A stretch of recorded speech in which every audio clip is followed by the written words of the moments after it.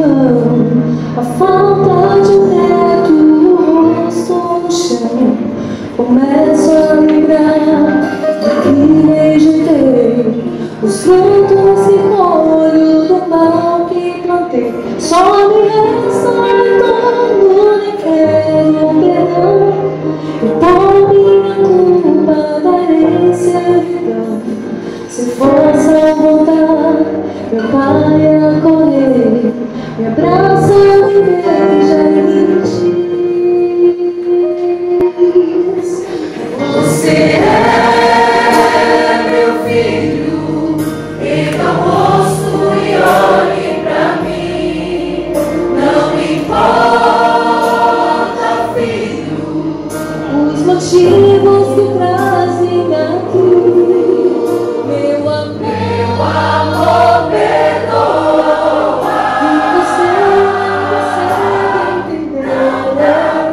Você tem que explicar, não preciso escutar. Meu abraço e vai dizer: este é o seu lar. Buscando a mim mesmo, assim eu parti. Da mesma maneira eu volto aqui, retorno ao lar, mas sem razão. Foi por meu pai, eu voltei pelo pão.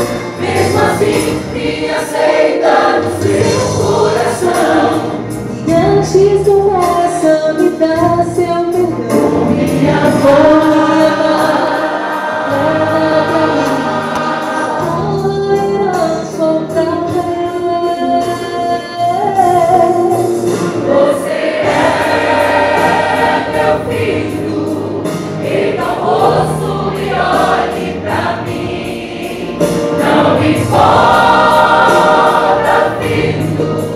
os motivos que trazem aqui.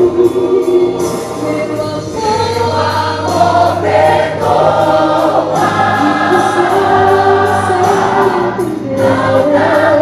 você tem que explicar, não precisa escutar. Meu abraço vai me dizer: esse é o seu lar.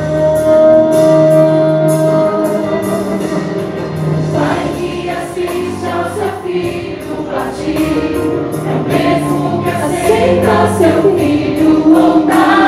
O amor permanece nos olhos do Pai, olhando pra mim e faz escutar. Você é meu filho, erga o rosto e olhe pra mim. Não me importa, filho, os motivos que trazem aqui. Meu amor perdoa. Não dá pra entender, mesmo distante, você é meu filho. E já que voltou, você pode ficar pra sempre.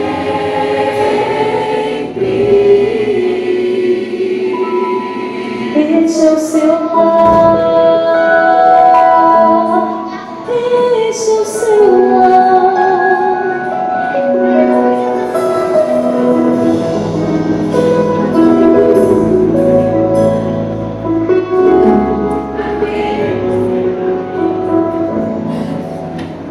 Esperança Coral, quero agora